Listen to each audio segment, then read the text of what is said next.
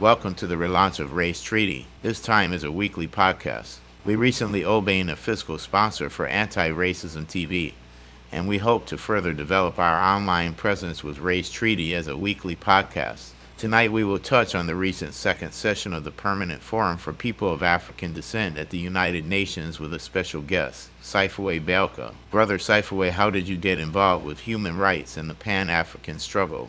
Start drafting petitions, and so that how I got into international diplomacy, international justice, which laid the foundation for the work that I do now.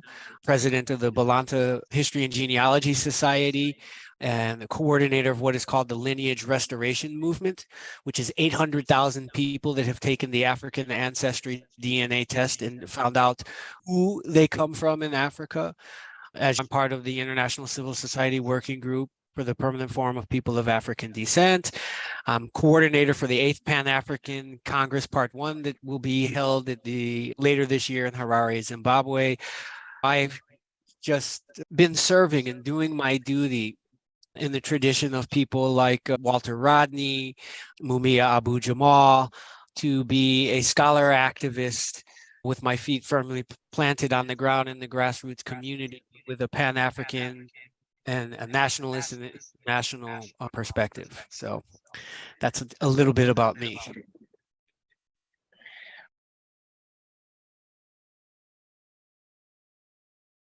That's a lot, I will say.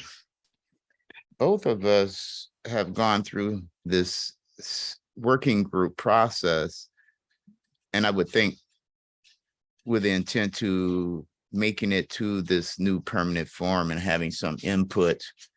And it's been an arduous journey. So I'd like to share some of your insight from the second session. I would have to say, on a personal note, that it didn't look good. It didn't feel good in the initial start of the second session, given the fact that it was started the day after Memorial Day, where we had at least 500 people in line around the block trying to get passes for a 10 o'clock opening session, which many of us were not able to make because of the scheduling, the haphazard way in which we were coordinated for the second session. Actually, I recently turned 65, and so I actually went to the front of the line and flexed my disability and senior status, be it that there is something called the American with Disabilities Act, and to have seniors standing out in the heat for hours to get a 1-minute transaction to have a pass for the permanent forum was a little bit frustrating and insulting. And from that, I think it started out a little bit questionable. Also, I'd like to make mention around the permanent forum. I think we need to educate maybe our public around what that means.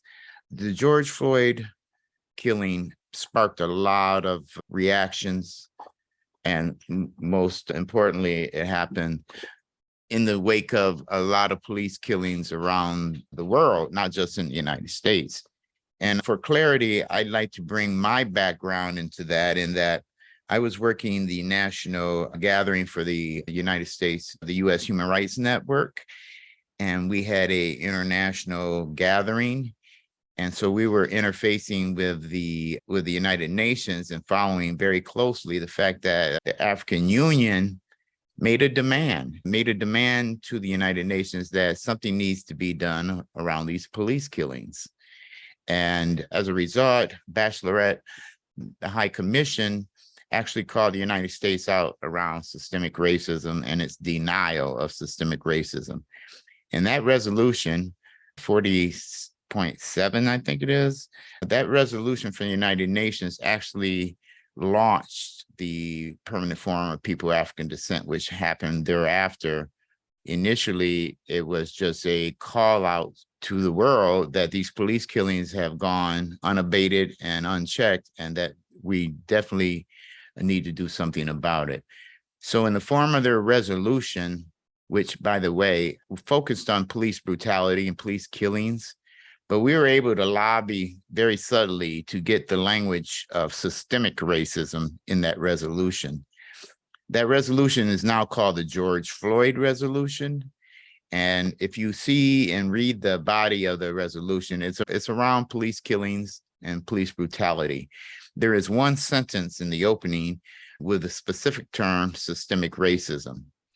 And of course, that's something I'm very interested in that if it's a system, it can be measured. And of course, with my background around the Human Rights Disparities Dashboard, I've been waiting for that day. So the George Floyd resolution prompted the world to actually launch the permanent forum of people of African descent. And this is not just an African body or mechanism, it's actually for the diaspora, the Afro descent diaspora, which is obviously located around the world. And it's a major issue around language differences, cultural differences, but what we do have in common is that of being of Afro descent. And the first session, I must say this too, was held in Geneva around the time they reactivated CERN, by the way. Yeah. But I was unable to go primarily because I have had a run-in with law enforcement wherein I was falsely incarcerated. I was blessed to do my own legal work and walk out the front door. However, that record still stays with me. That disenfranchisement label still stays with me. And so I was unable to get a visa to go to Geneva to participate in the initial launch of the permanent forum for people of African descent. This next round was, the second session was in New York. And of course, myself and many others were very interested to see what's going to transpire around the mandate. And we'll discuss that a bit also on the show today. The mandate of the permanent forum. What are they here to address? And I felt that having worked nearly 2 years with the working group, that we would have had a bit of an escrow and a formalized delegation to this second session. Neither happened. I actually did GoFundMe, and there was a beautiful outpouring of my anti-racist network, starting with the People's Institute, Ron Chisholm, the director, Kimberly Richards, Anti-Racist Alliance with Sandy Burnaby, who basically spearheaded the support to raise funds for my ability to go. So I want to give them props and thank them very much. And not to forget the Center for the Study of White American Culture, which I'm a board member of. CISWAC is called. It's a 20-year-old Quaker organization under the leadership of Jeff Hitchcock and his wife, Dr. Charlie Flint. We also have a few of the People's Institute's core members or core trainers that are now part of the Center for the Study of White American Culture. I want to thank my anti-racist network for that support. Now, I'm going to not be critical, but I'm going to ask some questions. As we entered the second session, there are many issues, obviously, surrounding the diaspora, and the mandate for the permanent forum kind of outlines not perimeters, but the extent of issues for the diaspora that the permanent forum should be spearheading and supporting and leading and representing. And there may be a little bit of a fall off from that because many of the issues were not addressed. But Siphiwe, you came in prior to the second session with an agenda, a very important agenda, a legal process, if you will, that just availed itself with the launch of the permanent forum and its standing within the United Nations. And I'd like you to explain what exactly prompted you to find this area in which you can bring this agenda in through the permanent forum.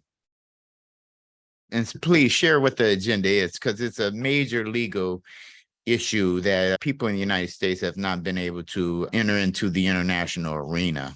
And this allowed that to happen. So Siphiwe, go ahead, share with us. So I'm glad you asked that question. I did attend the launch or the first session of the permanent forum that was held in Geneva in December of 2022. In order to really understand the question you asked me, what prompted me, my motivation, and what my agenda is, let me take a second just to provide a little bit of historical context. As a result of the influence of Dr. Y. Cly and others, I was encouraged as a young man to look into this international arena that we call the United Nations, and international law and international diplomacy. Now, my understanding is, in order to understand the significance of the permanent forum of people of African descent, we have to understand what is the UN, how did it come into existence? And when you go back to this story, and I'm gonna do this real quickly, but it's important. We have to understand that at first there was this thing called the Berlin Conference. The Berlin Conference came at the end of the scramble for Africa, and certain European powers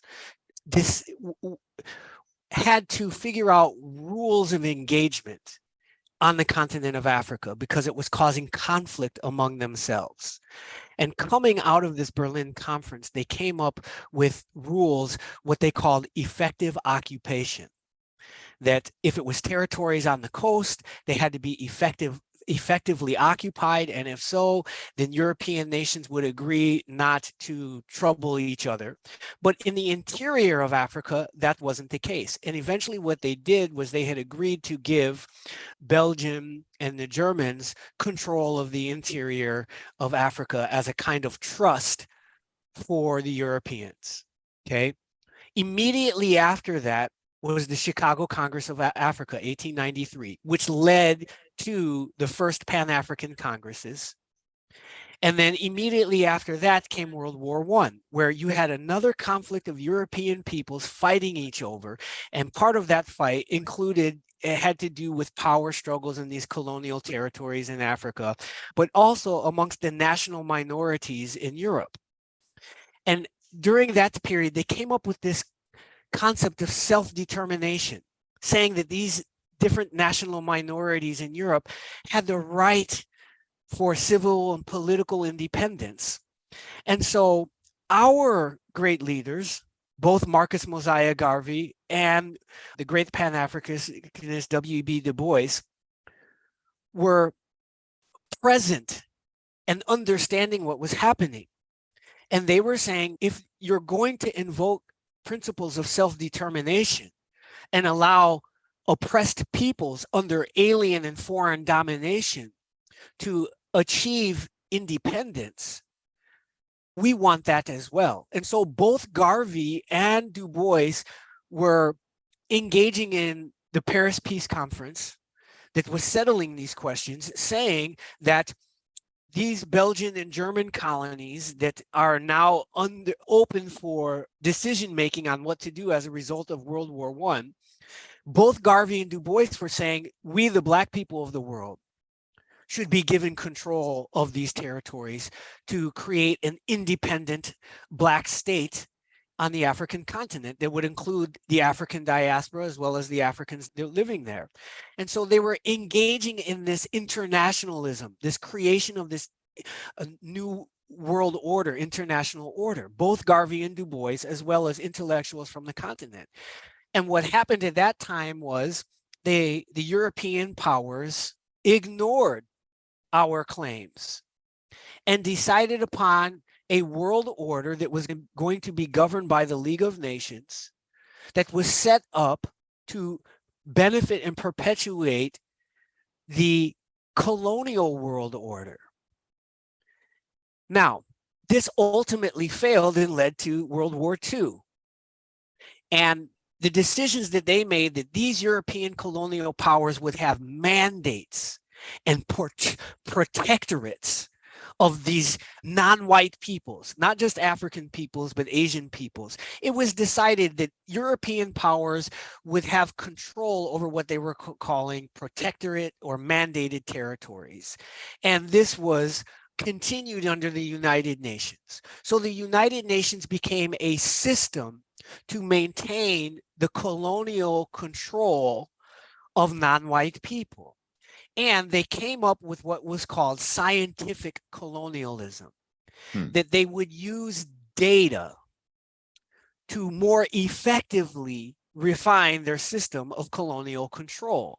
And so with the United Nations came this idea that we will allow the oppressed people, right, to submit data to hold accountable its mandated protectorate colonial powers, so that if they felt they were being mistreated, instead of recognizing their independence, right, what we will do is we'll take this data and we'll use it to better govern them. So we will still be the European colonial masters, but if you have a grievance, we'll look at your grievance, right? There's a reporting system. You can submit data to the UN system under various mechanisms, and we will take that data and we will respond to it in a way that the situation becomes better for you, the dominated or colonized people, but we still maintain colonial control. And so this is how this United Nations system expanded in these various organs. I say all of that to say that we as African American peoples, right, were never declared by the United States government as a minority population that needed to come under the mandates or protected system. So we were completely left out of the United Nations system. Our only access to it was through the United States government, which was our own oppressor. And the United States government, like other European successor states, was given the option of declaring territories that would fall under the UN mandate system. So you had Puerto Rico that was declared, you had Guam, you had Philippines, you had Micronesia. But the United States never said, we have this African population that is an internal or domestic colony, right, under our control, that we need to then relinquish to mandated international supervision, on which we need to submit reports. That As never a happened. protected So class. our condition today and our relationship to the United Nations goes back to the failure. Yes, goes back to this failure of the United States to declare us as a protected class under this international legal system. So the significance of the permanent forum of people of African descent is, as a result of the World Conference Against Racism in Durban, and as a result of the efforts that you were involved in with the George Floyd resolution, that they finally created an entity that would give us direct access, independent of our relationship to the United States, to the UN system, including the International Court of Justice, which is the highest court within the UN system and thus planetary court, not to be confused with the International Criminal Court, which is independent of the UN system. But the International Court of Justice, or what Malcolm X referred to as the World Court, is in theory the place where anybody on this planet should be able to bring a case or a grievance if it cannot be adjudicated under domestic law. And so what motivated me to participate in the Permanent Forum of People of African Descent was, first, I studied the resolution establishing it, UN Resolution 75/314, which identifies the mandate or the authority or the power that the Permanent Forum has. And within the mandate of the Permanent Forum, they can request the preparation of information from other organs within the United Nations, including the International Court of Justice. They can, under the statutes of the International Court of Justice and this UN Resolution 75/314, request what are known as advisory opinions on any legal question. When I learned about this and discovered this, I said, aha, here is an opportunity to bring our case, our claim, the very one that Malcolm was assassinated for attempting to bring before the World Court. In Malcolm's time, in order to do that, to bring a case, meaning, like, for example, you're talking about the George Floyd killing. Well, we had been informing the United Nations ever since the We Charge Genocide petition with Du Bois and Patterson in 1951. We had been reporting to the United Nations police killings, lynchings, discrimination in education and health. We had been doing that to the United Nations through their Human Rights Council since 1951. With no remedy. Okay. I wanted to bring up Mhm. Francis Boyle, that also went into the what is it, ICJ, Yes. and won. However, there was no teeth behind enforcement. And as a result, the United States just basically dismissed that filing. Now, as relates to entering in the courts, it was necessary that, excuse me, so it became necessary that we file as a nation within a nation some legal basis to enter into the international forum. And I think that Dr. Ansari began that process with establishing, I think, the Afro Descent Federation. Let me Go respond ahead. to this. Not to cut you off, but I want to finish answering your question, and it's going to touch Sure. on the issue that you're raising now. According to the rules of the International Court of Justice, you have to be a member of the United Nations. You have to be a recognized sovereign nation state to bring a case. So in Malcolm's time, when Malcolm was saying, look, we have exhausted all domestic remedies in the United States to get the justice that we need. The United States has proved itself unwilling or incapable of respecting, providing for our human rights.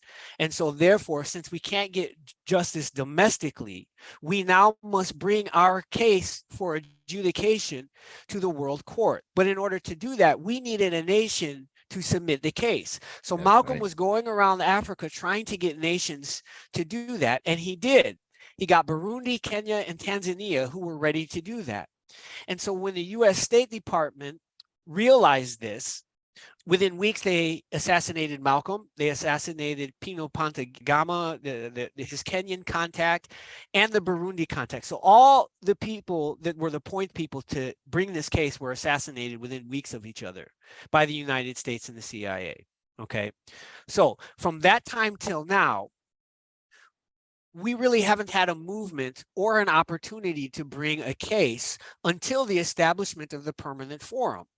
Now, if we, meaning what I call new Africans or Afro-descendant people in the United States, one way to get into the ICJ is for us to form a nation, become recognized by the United Nations, and then we can go directly there. And as that's not happening right now, okay? That's a long-term process, and we can't do that right now. So with the establishment of the permanent forum, it gives us access, because of this mandate they have, to request advisory opinions, which are not the same as bringing a case, but it's a preliminary step necessary. And so I realized that the fundamental, one of the things that we have been doing is we've been trying to talk about our issues in terms of violations of human rights. And the human rights infrastructure within the United Nations is really about policy. It's not about enforceable law and treaties. You have the Human Rights Commission. Everybody within the United Nations has been informed of the violations of African American people and their human rights. And yet, nothing has been done to hold the United States accountable, to pay reparations, or to punish anybody that's guilty. The whole world community knows about it. Everybody within the United Nations apparatus and the Human Rights Council knows about it, and yet they haven't been able to hold the United States legally accountable. No cases have been brought within the ICJ. So I had realized that although we had consistently made a historical and a moral case, we had never really properly made the legal case. And in order to make the legal case, we have to establish what is our status under international law. There are certain questions that have never been answered, never been raised, that can be answered by the mandate of the International Court of Justice if someone would simply request an advisory opinion. And this was my motivation for going to Geneva in the first session, having studied their mandate, educated myself, and realized what power and authority the Permanent Forum has. Somebody had to invoke that mandate to specifically give the Permanent Forum a mandate on behalf of the people to use its power to request an advisory opinion on, I think it was 5 questions that were submitted that would establish that the Dum Diversus Apostolic Edict issued by Pope Nicholas V on June 18, 1454, that document is a declaration of total war, which under international law is defined as a special category of law because it doesn't distinguish between civilians and combatants. And therefore, under that category, there's no statute of limitations. So we want the International Court to substantiate, was that declaration, the Dum Diversus Declaration, that gave authority to succeeding European nations, including the United States, gave them authority to invade Africa and steal all of its property and reduce the people of Africa into perpetual servitude? If that declaration is a declaration of total war, and if so, then does that mean that those Africans that were captured and trafficked across the Atlantic were trafficked as prisoners of war?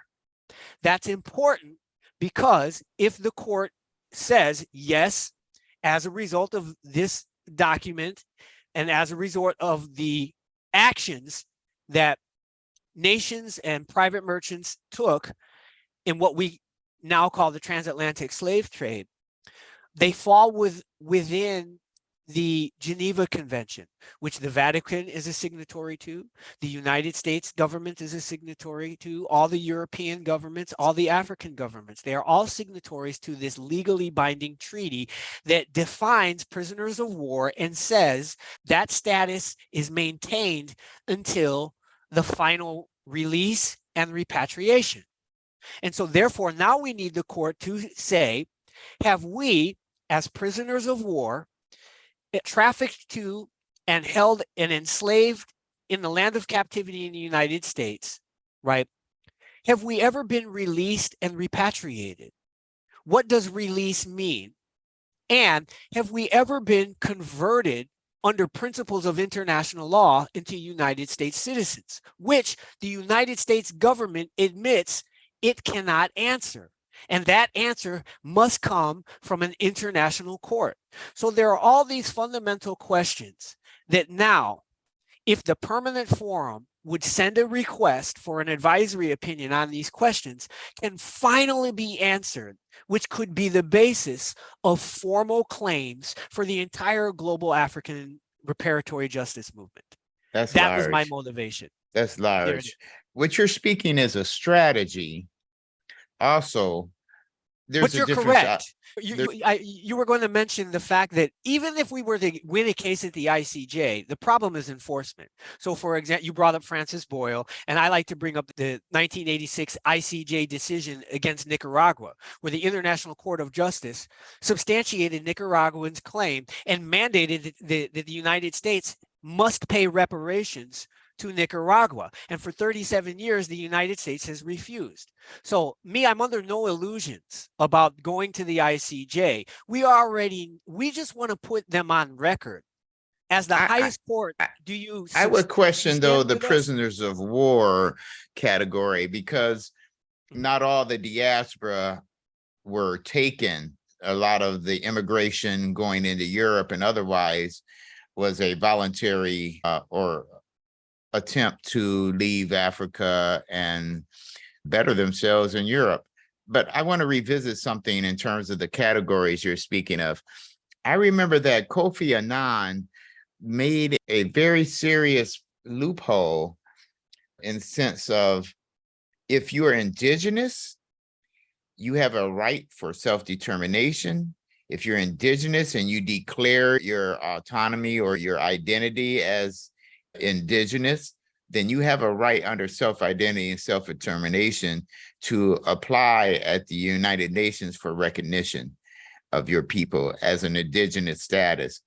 And so there's these different labels that are put on the diaspora, but in reality, we're all of Afro descent.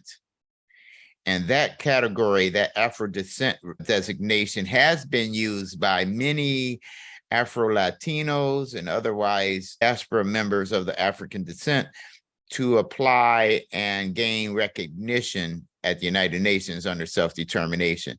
So I was thinking in the process of the Permanent Forum of People of African Descent that there would be this inclusive embracement of all the diaspora of Afro descent, recognizing that many are indigenous to where they live, but are of Afro descent, but obviously they are still indigenous to the land in which they live. And in referencing Afro descent in the Americas, you have maybe 4 different phases of the African nations coming to the Western Hemisphere. It wasn't just all under the transatlantic slave. In fact, there are many Native American or indigenous tribes that are Afro descent. And you have an issue, for example, in Brazil, where they have 10 times the amount of Afro descent population coming not only from the transatlantic slave phase, but prior to that. And we're not in coordination properly with the language barriers that's been imposed. So I'd like you to speak on that, because when you speak about the data that the United Nations kept, there's a law which is actually a living instrument called CERD, ICERD, the International Convention for People of African Descent. What we do know, though, is that a lot of the rallying that we've been doing and organizing is based on the fact that the disparities, and let me use the right term, there is a law that the US and 182 countries have signed called the International Convention for the Elimination of Racial Discrimination. And the terminology in that law speaks to disparate impact and disproportionality based on race. There is no governments that I know of that are reporting the data around disparities based on race. The United States has not done it, and yet they use data for generating revenue for the populations, designating revenue percentages to populations. But yet, what preceded the George Floyd resolution, obviously, was the police killings, wherein the United States does not keep record of the police killings. In fact, it was the Guardian newspaper in London that began to annotate all the police killings going on in the United States. The United States federal government was not tabulating those killings and nor reporting them in accordance with ICERD. That's what prompted the disparities dashboard, in fact, because who's keeping the data and who's responsible for keeping the data? And so I felt that the Permanent Forum of People of African Descent was an ideal manifestation that came out of the sacrifices from the police killings, basically, and that those disparities and the disproportionality based on race, intentional or otherwise, should now become more of a requirement. And if in the United States will not self-report and other countries are not self-reporting, then we are still bound under the mandate of the Permanent Forum to collect that data, monitor, and report. And so recognizing also that the whole history of imperialism and colonialism was not only about the human resources, but natural resources, where they would come and exploit. the natural resources. Fast forward to now, people of Afro descent are basically, we are that value in referencing the number of people that are being violated and discriminated against, and yet there's no data being kept. Recognizing also that data is the most valuable commodity in the world now, not oil, not gold, not diamonds, data. And so we're not in control of our own data.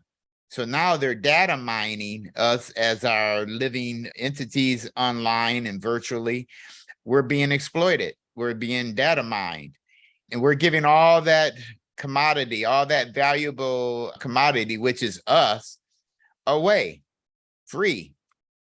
And so we don't have any control over our own data or our own personhood, if you will, as a diaspora, as the Afro descent diaspora. That's where I began to hold high hopes for the permanent forum, that this data will now be collected in accordance with the mandate, monitored for accountability. And yet that is not being accepted either. So I find it's ironic, and you and I, we basically have a similar goal. Obviously, we all have the same goal in terms of reparations and independence, self-determination. All of that's being undermined by our dependency on the system. My thing is that strategy and tactics are different, obviously. And strategy can be short-term and long-term. And tactics are the maneuvers and mechanisms we use to try to actualize the strategy. So I met you through the working group, and basically, to my dismay, the Permanent Forum of People of African Descent working group basically was focused on an event. The appearance in Geneva, the appearance in the second session. However, I never saw our working group, advocacy committee or otherwise, come together with a strategy to lay out to the permanent forum, and not as a request, but as a demand based on the mandate, which they need to be adhering to and actually following, and as a guideline for their functions. In terms of the working group, we've worked nearly 2 years coming together, lead subcommittees. And I always thought initially that we were going to Geneva with a strategy, or to the second session with a strategy, and that the permanent forum members are there to carry out their interface with civil society in keeping with the mandate. Somehow we're using European cultural techniques and how we organize and uphold ourselves. And I find that problematic.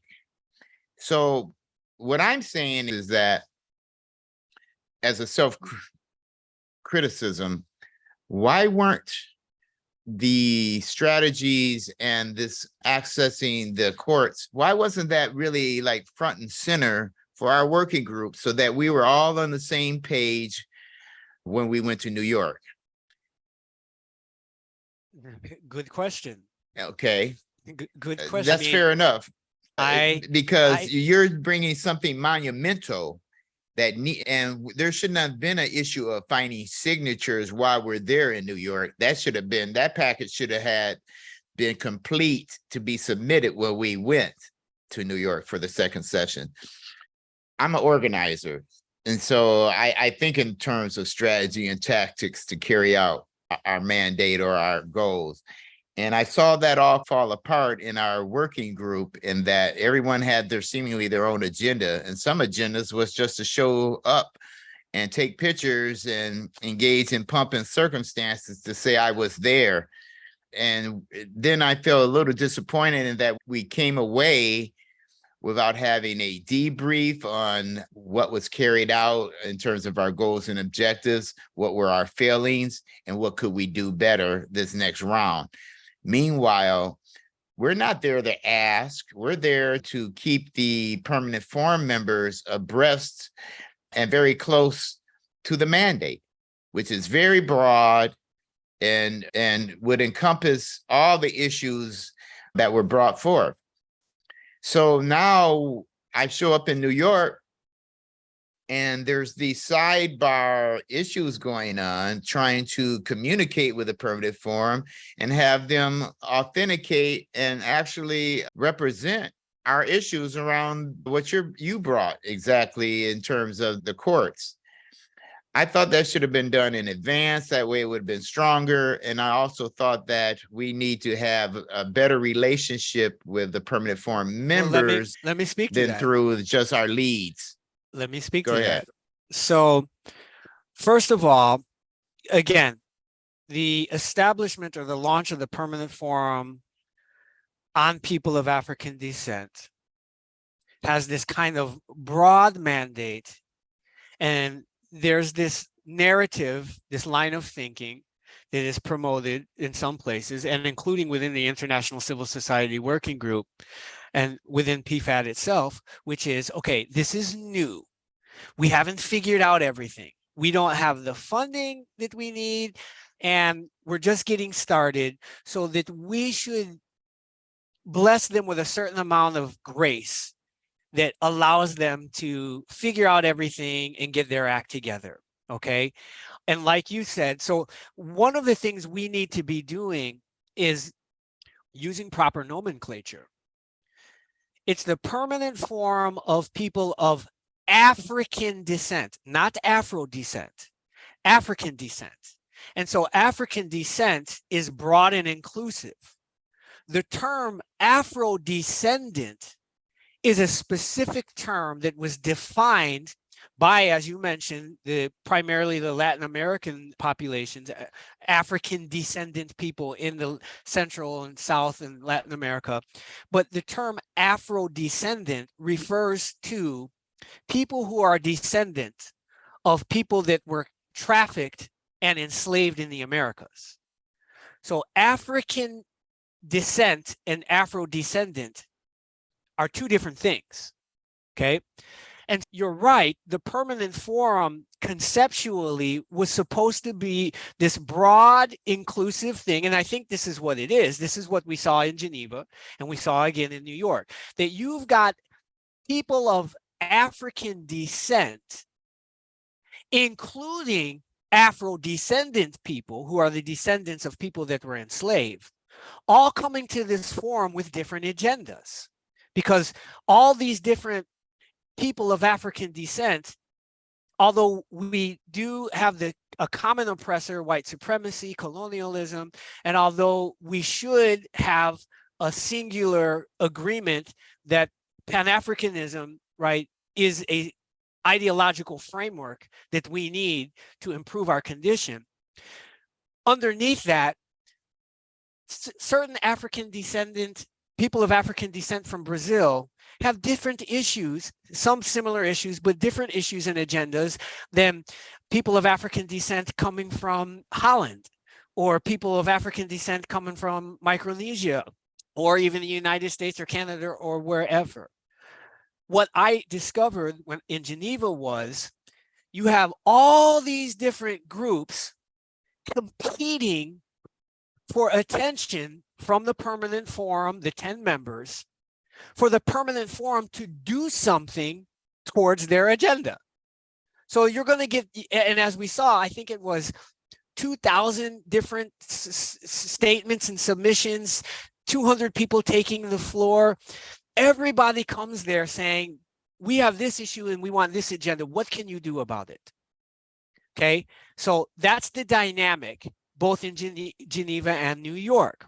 So I'm leading one particular movement or agenda that is specific to the descendants of the 12 million documented people that were taken on the 36,000 documented slave voyages and enslaved in the Americas. I'm just one movement among many, and we're saying that what we need for reparatory justice is we need the International Court of Justice to answer certain questions about our status. This, and as you bring up, there are some people who their identity is, they use the term indigenous. There are all different kind of terms for identity. But those of us that are descendants of the ones who that were trafficked and enslaved, our status and identity under international law has yet to be determined. And we are making the case that it should be determined to be that we are prisoners of war because we were taken in a declared war, right? And Now, again, you're imprisoned and speaking enslaved. to the Afro descent versus the African descent. Yes, exactly. Now Right. you get it. Yes, now you get it. And with that, though, then you had, in referencing reparations, because Oh. I've come out of the school of thought around Deus, descendants of Africans enslaved in the US under Dr. Vernelia Rando. We submitted a shadow report around that. Soon after Deus, which was specific to those Africans that were enslaved, here comes ADIS. Hold on, before we get to that, Okay. I'm familiar with Professor Randall's work. We've had conversations, we've discussed the strategy. I know I'm familiar with the term Deus. I'm not quite sure why the decision wasn't made to continue with the term Afro descendant, which is defined and actually has legal standing and personality and is accepted in Already. international law already. But it's the same concept, absolutely. So again, back to your question, the same situation that is obtaining at the permanent forum is also what's obtaining with the International Civil Society Working Group. It's new.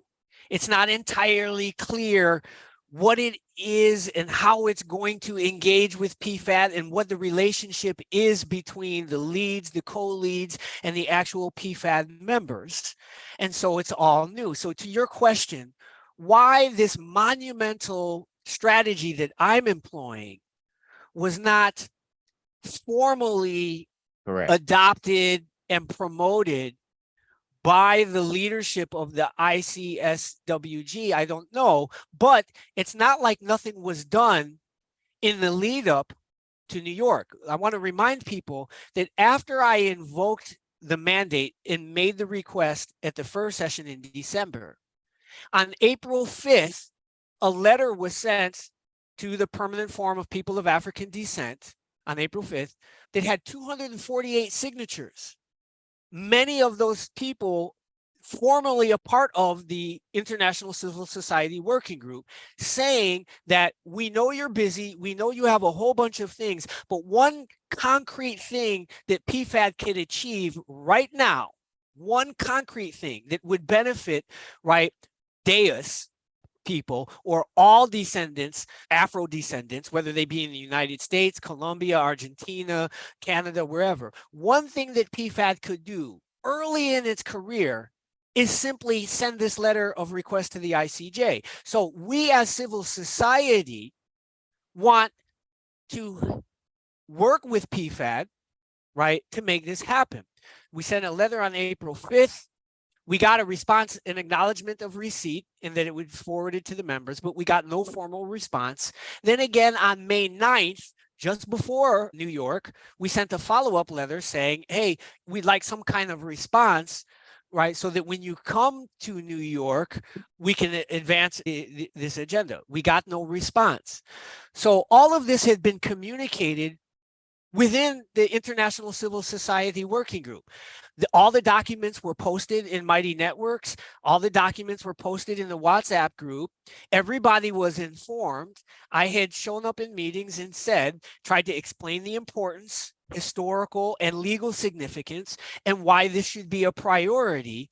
And it's not for me to answer why the leads, co-leads, why the International Civil Society Working Group, which had close proximity to the PFAD members, because the lead, Amara Enya, was actually one of the panel presenters in New York.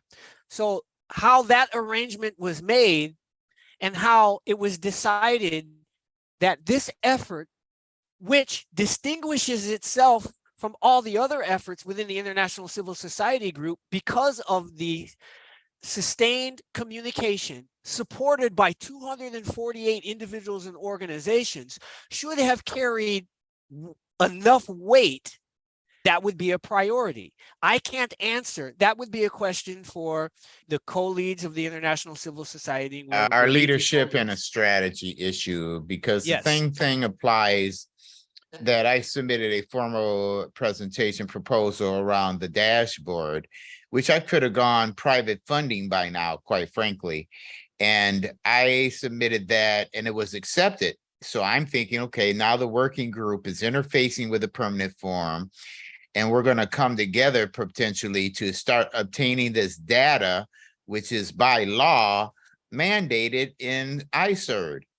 It's disparate impact, which is a measurable, and disproportionality, that's a measurable. Where is the data and the measures that show disparities or disproportionality? And it's not there. And so the language is there.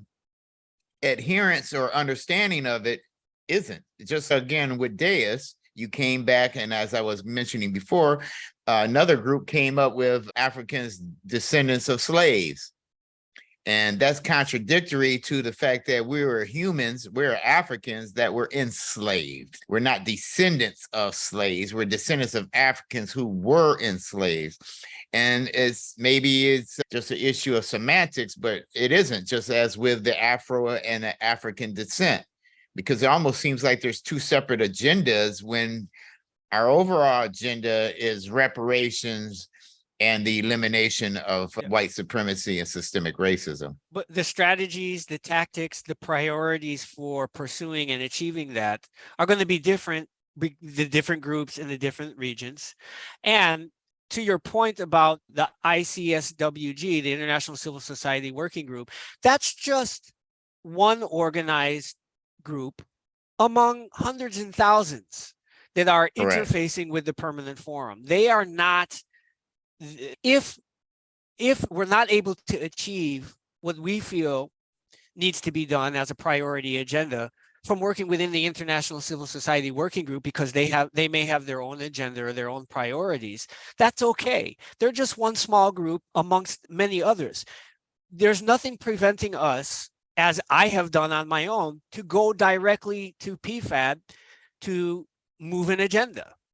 So at this point, for me, it's okay, I can try to get the International Civil Society Working Group to understand the importance and why they should be a flagship promoting this. But if they don't, that doesn't stop me and the others that are with me from doing what we need to do. In the same way, it's not going to stop you and those that are with you for making the most of the dashboard. So can we real quickly speak to that? The permanent forum is only 2 years, man. It's only 2 years, and then they're gone. Yes. Where is the changeover? Where is the onboarding, outboarding process that takes place? That hasn't been determined. And so if you have, so this is why this is why I'm being saying, set up to fail. If you have this short mandate, it's our job as civil society, correct, to understand the PFAD mandate, to do the work and hand it to PFAD. And this is what we did. Mama Efia said, Siphiwe, draft don't wait for PFAD to take your suggestion and then they have to draft the request and do the research. You do it. You do the research, you draft the request and present it to them, so that all Epsi Campbell Barr, the president of PFAD, has to do is read it, understand it, and sign it. It's our job as civil society to say, this is what we want done. We've studied the UN infrastructure. We understand the relationship of PFAD to it. We understand the mandates. And so here is the case. We want you to do this under the following mandates within the UN and your mandates. We want you to do this. Here it is. And now go and do it, because you only have 2 years. It doesn't take 2 years to sign a letter. It doesn't take 2 months. It should take no more than 2 weeks. So well, here the letter signing, to be clear for our audience, would allow this document and this proceeding to be filed And Yes, because we can't just file it as a civil society or exactly. individual or organization, it has to be a legal structure relates to representing the Afro and African descent. So we studied the statutes of the International Court of Justice. We studied all of the legal foundations that enables PFAD to do this. And then we drafted the document for PFAD. It literally is PFAD, the permanent forms document, that all that has to be done is Epsi Campbell-Barr to sign it and send it to the registrar of the ICJ. The permanent form doesn't have to do any work. We've already done the work. And what I'm saying is— What do you feel would be the aversion to doing this? Well, so I've had private conversations with at least 3 members of the permanent forum, including the president, Epsi Campbell-Barr. Epsi Campbell-Barr has said to me privately, as well as in a recent public interview by Daquan Lawrence, that she fully supports the request to the ICJ, and she has said she will sign it. So at this point, I take Epsi Campbell-Barr at her word. I believe that she means exactly what she says. However, there's a question, which is, okay, so if you support it and you have said you're going to sign it, what's stopping you from signing it? Why haven't you signed it now? I don't have an answer to that. She hasn't given me that answer. Okay, so what do? I'm not trying to be adversarial. I'm trying to be complementary. I'm trying to support PFAD, saying, we know you're busy. We know you're short-staffed. We know you're underfunded. So we as civil society function as the staff for PFAD. We do the work. We send it to you for you to sign. So why, if she supports it, it hasn't been signed up to this point, is now an entire month after New York, after it was presented to her formally on April the 5th. We don't know if that's just because she's just busy. We don't know if there are geopolitical pressures that she hasn't communicated to us. Again, there has been no formal reply from the permanent forum on the request. Who knows what the reason is? So what do? We just sit this and wait is all and do falls nothing? under lawfare, and there's various actions that need to take place. There's filings that need to take place, and it's not just the one that you're involved with. I think there's other legal grounds, if you will, starting out with their violation of these treaties. Let's ask this question first and foremost. My understanding is permanent forum only has 1.5 permanent staff, meaning there's one full-time worker and then a part-time worker that's a secretariat. So I have some questions, which is, what happens to the statements that are submitted? What is the process? Who is reading them? Who's taking from them? You know, what I'm saying is we are encouraged to submit statements.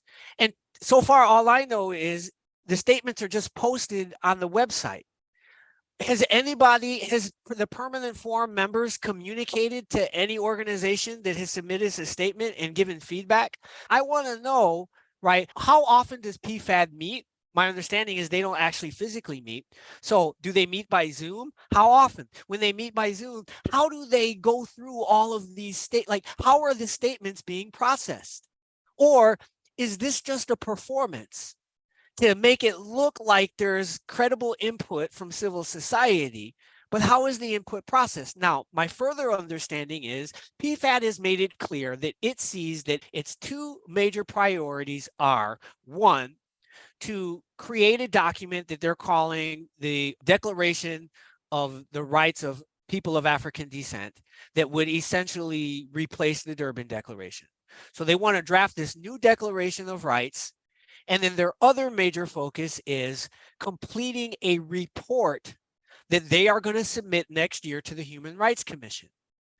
That's essentially what they're focused on, even though they have a mandate that could do more and achieve more. So my understanding is, okay, if that's what you're focused on, we as civil society, if we want something else done besides them just writing a report, giving it to the Human Rights Commission saying this is what should be done, we can already send those statements directly to the Human Rights Commission. So is this all you this hit is? Upon is something just, really major, bro. yes, there is no replacing Durban. Durban was never finally actualized. It's our standard bearer for all of us. All right. United States and Israel walked out of that conference when they were going to codify the definitions around racism and systemic racism to make it a actual crime, which it is. And so there was never any follow-up. And since that time, there seems to be an attempt, if not an agenda, to just neutralize the declaration and not bring it up, not talk about it. In fact, I've been in meetings in the State Department that once the term Durban comes up, there's a pushback. Yes. And so this was why? a major issue at the first session. We talked about it in the hallways. We did ad hoc organizing each night at side events, and we had a strategy on the floor at the first session that everybody would keep putting the emphasis on the primacy of the Durban document in whatever statement they were making. And so that was a coordinated effort that happened at the first session. But the question is, if they create this new declaration document, they're not creating it so that it can be filed and put on a shelf. They're creating it so that it can be the main document referenced. And so if the permanent forum is leading the charge to reference this new declaration and getting the other organs of the United Nations to now reference it because the permanent forum said this is the thing, and that ostensibly the permanent forum is representing people of African descent, then but it's not representing all the nation states that were in Durban. That's where nation states in attendance, not some ad hoc new. So this new document is going to cause the conversation to stop referencing the Durban Declaration and Program of Action, because now we're going to reference this new thing. Whose agenda is that? That didn't come from African civil society. So now you have to look at, how did this permanent forum, how did these people, these 10 people get put there in the first place? And my understanding is it was the Human Rights Commission. Working group before they were even voted or placed. No, what happened was the Human Rights Commissioner appointed the first 5, and then secret consultations that did not include African civil society took place to get the other 5. So people of African descent and their civil society wasn't even part of the process that has 10 people that are now speaking in their name, which are now going to represent a document to replace a gathering in Durban, which involved thousands and thousands of people in all the nation states that were involved. I don't know how that can be circumvented with a document coming out of a newly generated mechanism, the permanent forum, which members won't be there next year. There's only 2 years, which in itself is debilitating in terms of continuity towards building with accountability. They're gone next year. So what happens? You were there on the floor in New York. Among the delegates on the floor, a lot of, to my understanding, people who really don't understand PFAD, don't understand the mechanisms, don't understand the narratives and the backstory. I would ask you, are people supporting and buying, and are they excited about this new declaration of the rights of people of African descent? Because the answer to your question is, if people are convinced that this is a good thing and they support it, then it will eventually become a fait accompli. And unless there is strong pushback, even to the point of saying, not only do we not want this new document and we want to stick with the Durban Declaration, that we are going to boycott you unless we never gave you a mandate to create this document. Correct. Who decided that this document should be your priority? If there's enough defenders of Durban Declaration who are against this, then it's going to be up to people of African descent, civil society, to take the appropriate actions to make sure it doesn't become a fait accompli. What is civil society, bro? Because with all these different organizations being on the civil society status, what influence might they have? I have to say, we're over time today, and I want to continue this conversation. So I would petition that perhaps we can do a second show and put them together. Absolutely. That'd be a beautiful thing, bro. My answer to your question is, we are African civil society. We and our networks and our organizations, we don't need permission from anybody to be who we are, to associate in any way that we want. That's our international human rights, to form our own associations and organizations. We are African civil society. And so therefore, it has to be determined clearly. Is PFAD an organization that is beholden to and responsive to African people of African descent civil society, or are they responsive to the people who created them without our That consultation? and who is Afro and who is African descent? Because it seems those terminologies carry different impact in terms of the focus and the protection around that identity. I'm thinking Afro descent is the majority, it's the whole diaspora. Yes. But it doesn't necessarily speak to the transatlantic No, slave trade. We're just one population within that broader framework, because as you rightfully said, there are lots of people in the African diaspora who are not victims of the slave trade.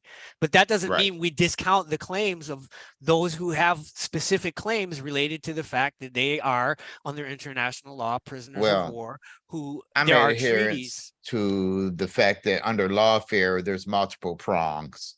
Yes. And that we need to cover all bases at the end of the day. And for my purpose, we need to start by collecting the data. Our data has value, is ours. This is the beauty of civil society, meaning we have people like you who are experts and focused on that particular necessary plank in our platform. And you have people like me who are focused on another. And all of that together, if I'm doing my work and you're doing your work, a whole lot of things can be accomplished if PFAD sees itself as being responsive to us. And referencing us, brother, we need to come together and organize as a civil society entity, recognizing that the individuals in leadership are there to facilitate change, not necessarily represent all these issues around the world, that they should be bringing in we should be headhunters, bringing in our experts to these conferences rather than the same individual personalities showing up here and there. And I'm wondering how they get the money. I did a GoFundMe and stayed in the Bowery in New York while everybody was at the Marriott and all these hotels, grandiose spots across from the UN. It took me an hour walking and buses to get to the UN every day from the Bowery because I didn't have the funding. And now I have been working free of charge, if you will, behind the scenes for the working group for 2 years. I was one part of that initial group that started the charter. But I'm not looking for funding, but I don't. Yes, I am. You are. I'm looking to travel and participate without it being a burden on me because I'm poor and because I'm being penalized because I'm poor, and that I'm not included because I don't have the funding to appear. And I'm wondering, where did these folks get the money to be here and there and here? And how do they have such a broad agenda, from dealing with food sovereignty to women's issues to people of African descent?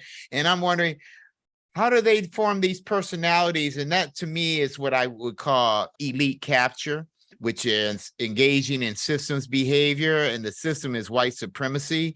And so we're engaging behaviors that are not representative of our people.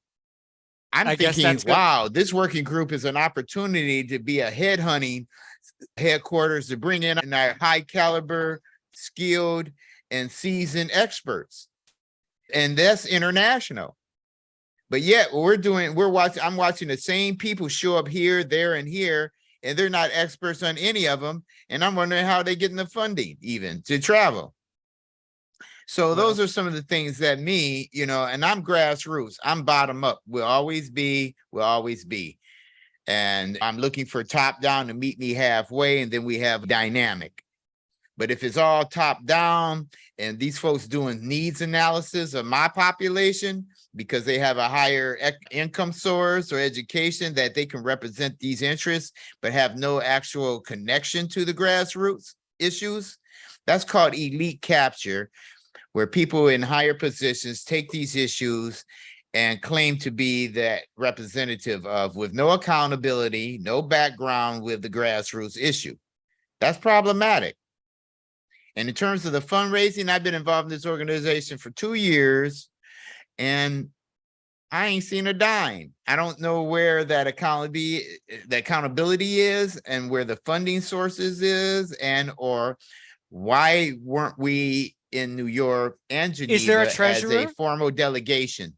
Does the ICSWG have a treasurer, and are they We have a reporting? fiduciary agent, and they have a fundraising committee, which I thought was to help finance us as a delegation and build up our agenda to engage in these world conferences and with the permanent forum. So I'm not sure. I'm really not sure. And what I saw happen, as I mentioned to you previously, that I saw the behaviors around in event planning. I'm not an event planner. I'm an organizer. I want to build for sustainability. I want organizational development. And I didn't see that. And so then there's personalities, quite frankly, that work for the system. Their behavior shows it. The system's behavior. I'm not going to name names. If we're just treading water and not going anywhere, I think that benefits the system. I think Supremacy system. I agree with most of your analysis. Elite capture is certainly a problem completely within the expansive reparations space. And perhaps we'll talk about this in our next conversation. But Sure. I would just say we shouldn't make the mistake of overestimating the ICSWG. Okay. It's one group among hundreds and thousands in the diaspora that are interfacing with PFAD. And with your background within Cobra, I presented the dashboard while they had the funding to actually implement it, in addition to the harm report. And what I saw was a disintegration. And then all of a sudden, like a AstroTurf organization, Friends of the Permanent Forum, popped up with the same individuals that had just took $1.2 million back from Cobra. Anyway, it's a big mess. Things get funny when it gets around that money. But I appreciate you being here. We've overgone our time, but we're going to couple this with a second session. And I'll coordinate with you in the next couple of days when that could be and find out your schedule, because this is the relaunch of Race Treaty. We're happy that everyone is here. Race Treaty being the International Convention to Eliminate Racial Discrimination, which the U.S. along with 182 countries have signed and do not adhere to its admonishment around disparate impact and disproportionality.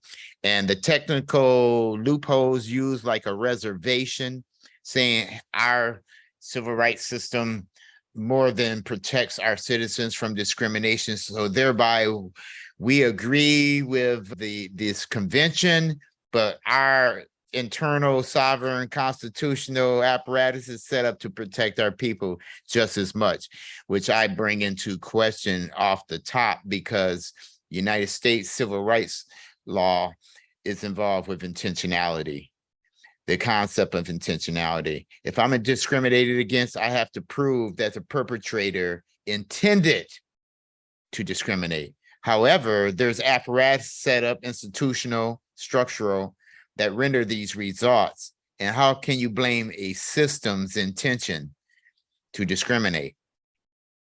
Whereas with the ICER, the Convention to Eliminate Racial Discrimination, it doesn't speak to your intentions or the perpetrator's intentions. It speaks to the impact, the outcomes. And if these are the outcomes, you're compelled by law to come into compliance. The outcomes are not annotated, they're not collected, they're not measured, like the police killings. The only reason this whole thing came off around George Floyd is because the Guardian newspaper in another country started doing a analysis of all the killings that the United States federal government has not adhered to. In fact, there's 17,000 police departments in this country, and they all create their own policies. There's no centralized policies. So there's what I call politics and politricks. And so we're in that. And matter of fact, that was one of my last programs here on the Race Treaty, was politics and politricks, metadata and human rights. And that was in 2015. And we're still talking the same thing. We're about to sign off for Race Treaty. I want to thank our brother Siphiwe. Are you in Africa right now? Yes, I'm in my ancestral Balanta homeland of Guinea-Bissau. Respect, respect. All right. So in the next couple of days, we'll talk offline and hope that our audience enjoyed this launch of Race Treaty, and we'll be back next week. Peace. My man. All right, I've got to go jump on another call. Yeah, we'll just set up the next one and just keep the conversation going. And you see what I'm doing, right? We can I do. talk about ICSWJ, but let's not overblow them. Let's put them in a corner and they're only gatekeepers if we allow them to be gatekeepers. We do are our them. best to. So we need to be that too. Yeah, we do our best to work with ICSWJ, but at the end of the day, if they're not doing what we think needs to be done and what we need to do, we say, okay, we don't get frustrated. We just put them over in their little box in their corner, and we go That's for the forward. permanent forum, man. Them guys are gone next year. Same thing. Yes. Is there going to be continuity to the issues? That remains to be determined. It's problematic. That's all European culture and behaviors that we need to abandon. Peace out. But look, bro. I got to jump. All right, bless.